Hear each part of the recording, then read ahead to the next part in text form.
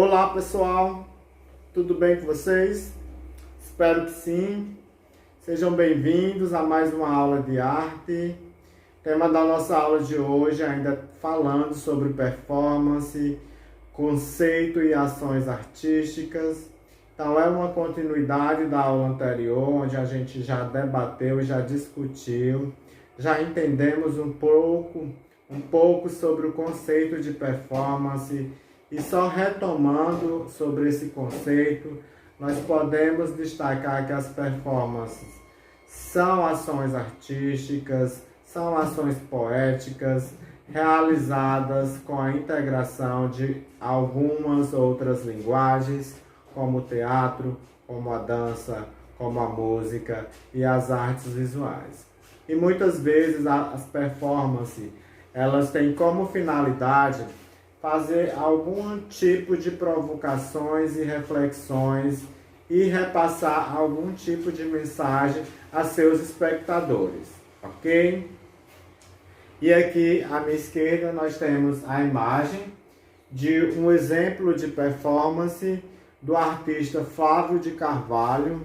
O título dessa performance é New Look. Essa performance aconteceu nas ruas da cidade de São Paulo, onde o próprio artista, trajado com uma saia de nylon e uma camiseta, ele percorreu as ruas da cidade de São Paulo e à sua volta diversas outras pessoas lhe acompanharam. Então entendemos que as performances são realizadas em espaços públicos e nos faz provocações, reflexões e as convenções sociais, ok? Podemos destacar ainda também que as performances é uma linguagem híbrida. Nessa linguagem podemos destacar alguns elementos que acontecem nas performances, que são os elementos principais da performance, são os atores, são os artistas, é a ação pública, é a mensagem que o artista quer transmitir e também são os espectadores, ok? Então, na página 62, o livro traz um exemplo de arte conceitual. A gente vai entender o que é uma arte conceitual. Aqui nós podemos perceber uma imagem que está voltada à arte conceitual, que tem como título Quadro a Quadro, do artista Nelson Lehner. Ele utilizou uma técnica mista.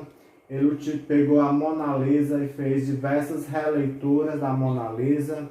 E nós entendemos isso como exemplo de arte conceitual. Professor, mas o que é arte conceitual? Então, podemos entender que a arte conceitual são expressões artísticas mais pautadas nos conceitos, mais pautadas nas reflexões e ideias. Esse tipo de arte é um exemplo de vanguarda artística mais voltada para o mundo moderno e para o mundo contemporâneo. Então, o conceito de arte conceitual surgiu na década de 60 nos Estados Unidos, e o objetivo desse tipo de arte era justamente fazer uma crítica ao materialismo e ao consumo em massa das coisas. Então, esse era o foco principal da arte conceitual. É tanto que ele trabalha com a releitura, a qual nós estamos vendo aqui, a exemplo, a releitura do quadro Mona Lisa, a qual a gente vai fazer uma análise, uma leitura, uma interpretação desse quadro no nosso próximo slide. E basicamente na página 63 vocês podem encontrar o quadro da Mona Lisa. É um quadro do artista Leonardo da Vinci. Também esse quadro de Mona Lisa é conhecido por muitos como La Gioconda. A La Gioconda ou Mona Lisa é um quadro, é uma pintura feita no período da Renascença, no período do Renascimento italiano, e entendendo que o Renascimento foi um movimento artístico que surgiu no século XIV e se estendeu até o século XVI. É considerado também um dos grandes período das grandes descobertas. As pinturas dessa época, elas ganharam inovações, ganharam novas técnicas, e os artistas desse período até hoje são lembrados, como é o caso do Leonardo da Vinci, como é o caso do Michelangelo, como é o caso do Rafael Sanzio, como é o caso do Sandro Botticelli, dentre outros artistas que ficaram muito famosos. Além deles serem famosos, suas obras também se destacaram quando Michelangelo pintou a Capela Sistina com o nascimento de Adão. É uma obra impactante.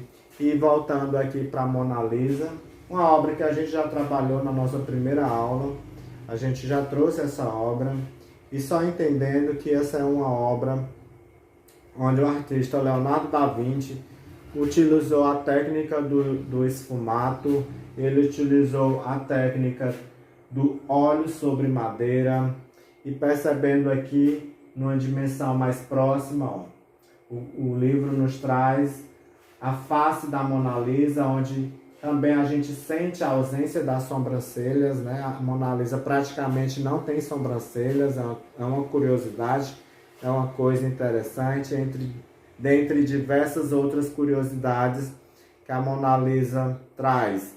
É também uma obra que já foi roubada e hoje se encontra no Museu do Louvre, em Paris, na França. E o seu nome Mona Lisa tem uma relação com o nome Madonna. E é uma obra que traz a relação entre pessoa e natureza, como a gente pode perceber aqui no plano de fundo. Nós temos uma natureza e existe essa relação pessoa-natureza no quadro Mona Lisa do Leonardo da Vinci, ok? Então a nossa aula fica por aqui, agradeço a todos pela participação e até o nosso próximo encontro.